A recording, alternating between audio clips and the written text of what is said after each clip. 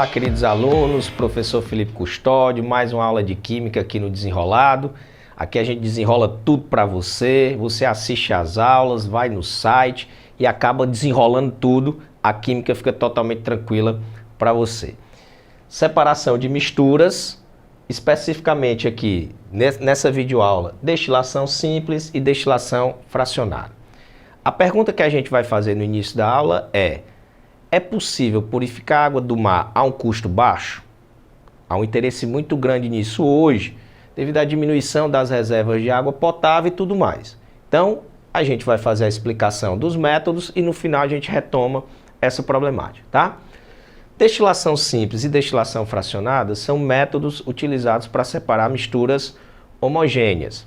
A diferença é que na destilação simples é uma mistura homogênea de um sólido mais um líquido, enquanto na destilação fracionada é uma mistura homogênea envolvendo dois ou mais líquidos, tá?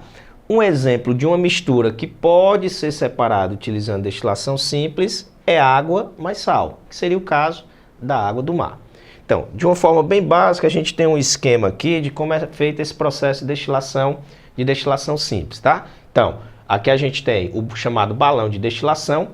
Ligado a esse balão de destilação, a gente vai ter um condensador. O nome já está dizendo, o objetivo é condensar o vapor. E aqui a gente tem um frasco coletor, tá? Aqui também a gente vai ter um termômetro, que normalmente é colocado aqui na entrada do condensador. Eu não sei desenhar um termômetro não, então faz de conta que isso aqui é um termômetro, beleza?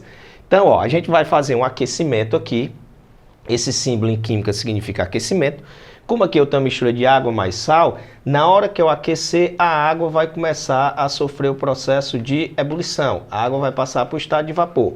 E esse vapor vai subindo e entra aqui no condensador. Quando esse vapor da água entra no condensador, o nome já está dizendo, ele condensa, ele vem para o estado líquido. E aí essa água é recolhida aqui no outro frasco através do processo que vai envolver primeiro uma ebulição, seguida de uma condensação. Então, quando a gente está fazendo destilação simples, duas mudanças de estado físico estão ocorrendo.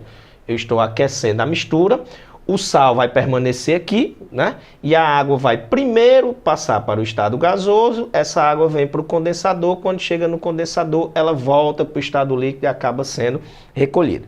Dessa maneira, o que é que eu vou ter ao final da destilação? Ao final da destilação, eu vou ter aqui água. Não é totalmente pura, mas é uma água com baixíssima concentração de sais. A gente vai botar até assim, ó, água pura.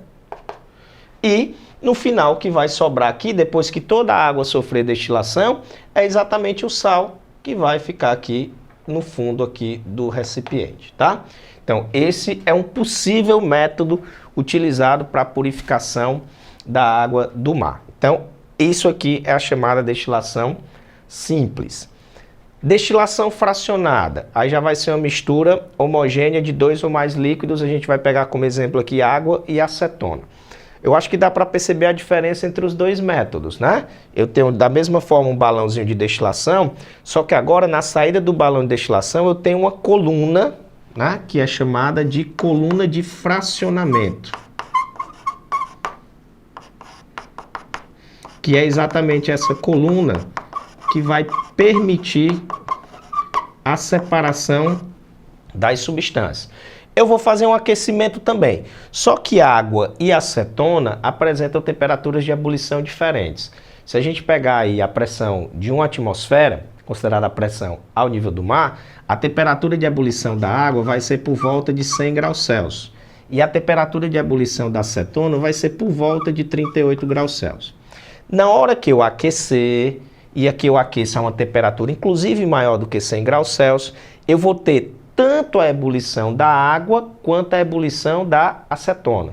Só que essa minha coluna de fracionamento, a uma determinada altura dela, eu vou ter, por exemplo, a temperatura de 100 graus Celsius. Aqui em cima, a temperatura é de 50 graus Celsius. Então, olha o que é que vai acontecer com a água, tá? A água, eu aqueço, ela passa para o estado gasoso. E a água vem subir na coluna de fracionamento, o vapor de água.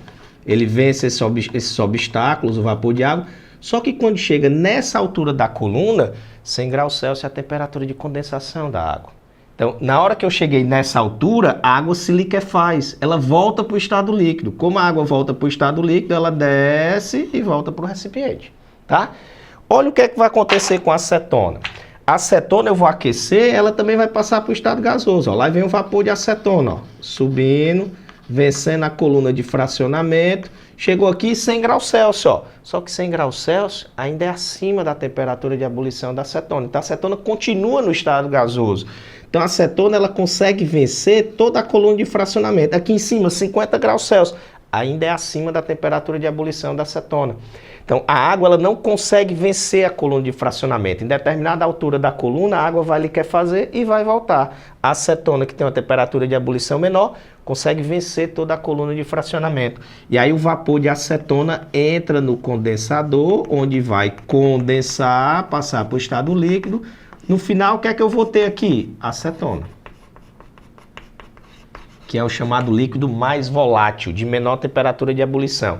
O que é que vai sobrar aqui no final, depois que a acetona passar para lá? Água. E dessa forma, a gente consegue fazer a separação de uma mistura homogênea envolvendo dois líquidos, tá? Então, o processo de destilação fracionada exige a coluna de fracionamento para que eu consiga fazer a separação das substâncias que estão envolvidas no processo. É o método utilizado, por exemplo, para separar o petróleo nas suas diversas frações que são utilizadas como combustível, tá? Aqui no site do Desenrolado tem uma aula falando sobre petróleo e lá se fala também da destilação fracionada para se obter gasolina, querosene, gás natural veicular, tudo isso aí relacionado a esse processo de destilação fracionada. Vamos voltar à pergunta inicial da aula. É possível então purificar a água do mar? É possível, a gente conhece técnicas para purificar a água do mar, mas infelizmente essas técnicas ainda são técnicas de alto custo. O processo de destilação simples tem um custo elevado porque eu gasto aqui uma energia grande para fazer essa evaporação inicial da água. Mas tem uma notícia ótima.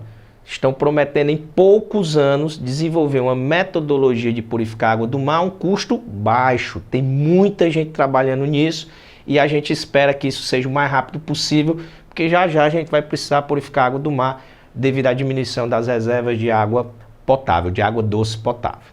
Ok? Valeu, galera. Um grande abraço e até o nosso próximo encontro.